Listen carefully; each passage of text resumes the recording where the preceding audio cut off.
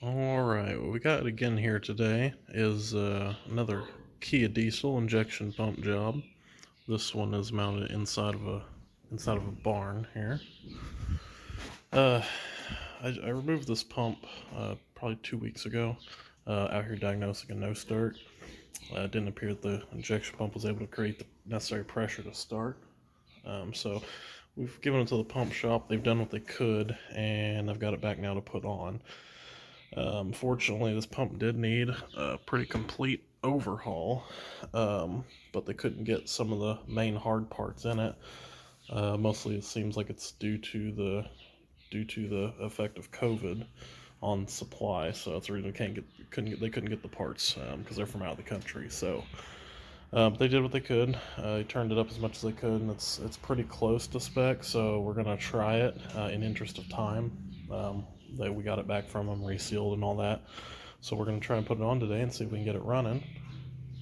Um, let's see. Besides the fan shroud being off, this one actually was really simple, just kind of like my last video on it. This is definitely an older one. Not sure exactly what the year is, but judging by the pump choice and stuff like that, which it's down here. Yeah, this one, yeah, the keyway, fortunately, is stuck in the shaft. I say stuck because I couldn't pick it out, and I'm not going to try because, great, it'll hold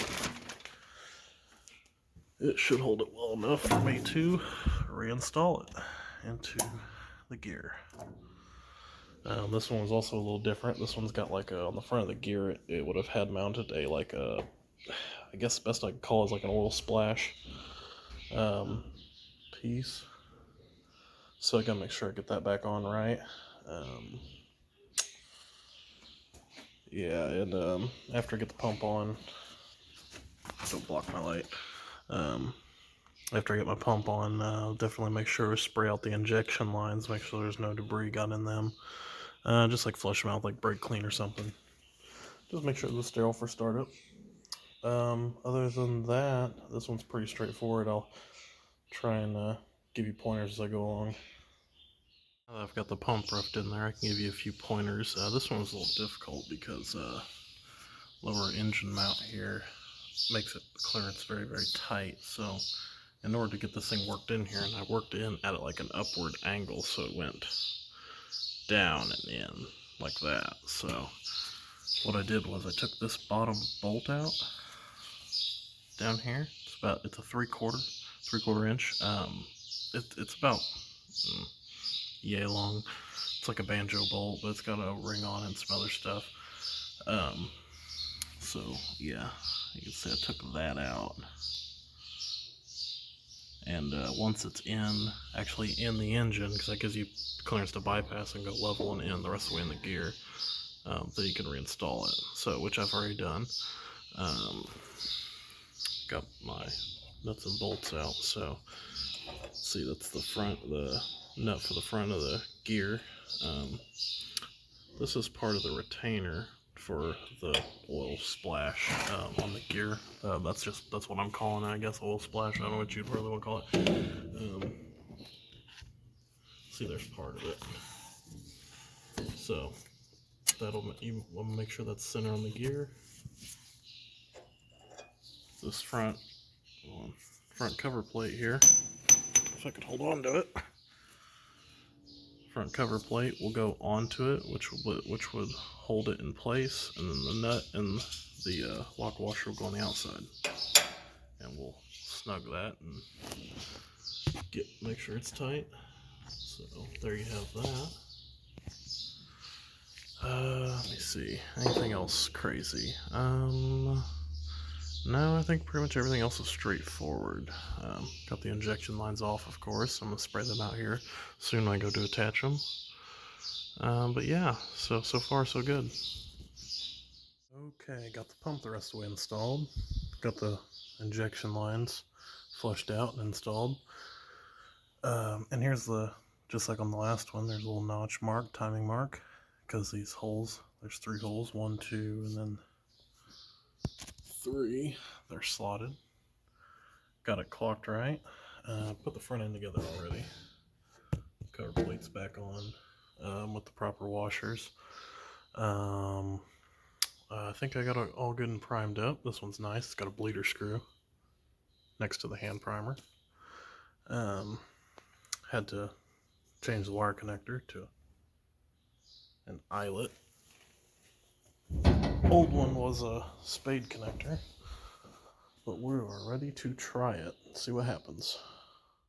Okay, finally got her to prime up and run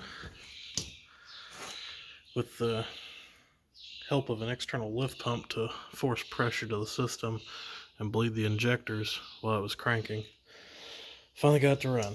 Alright, so I'm going to put the factory fuel line, or the fuel line from the tank, back on it instead of my own independent supply, and we'll see if she runs for good on her own setup.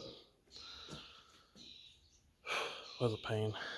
Alright, got the original fuel system hooked back up like it should be. Actually I had to bleed it one more time because there was no prime to the line from the tank to the filter housing. So what I actually did was I took my lift pump, I ran one side into a bucket, but this one, say that's a bleeder screw right there, loosened the bleeder screw, stuck my hose on it and just manually held it on there and pumped it until I saw a red fuel, off-road diesel. It's in the tank.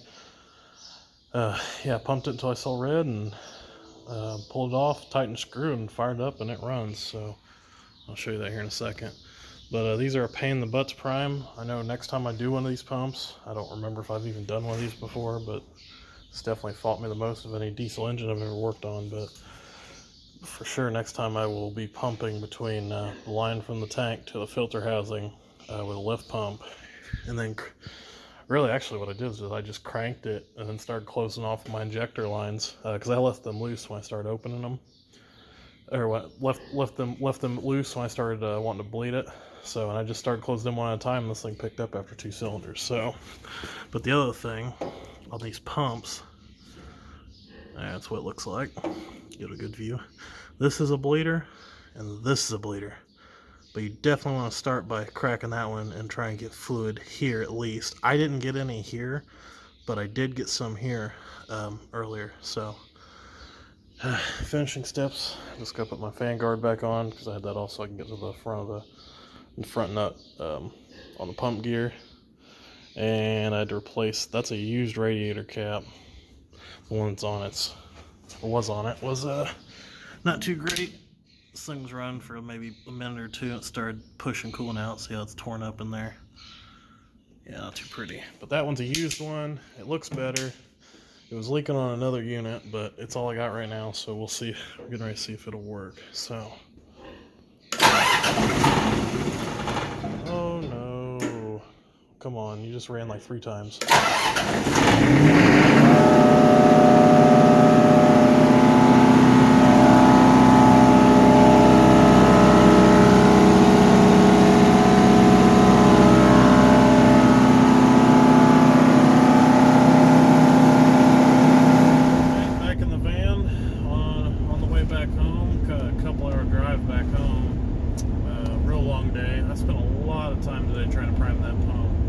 It's the first time I believe I've ever had to do a C.A.V. pump, and just like everyone says, they are not fun.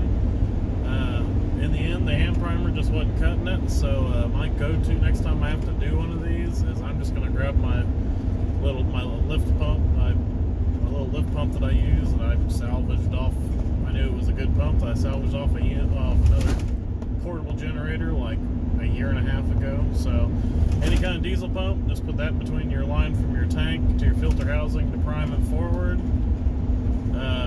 Once you get it primed forward like that, well, that's the way I did it. I primed it forward and got it running,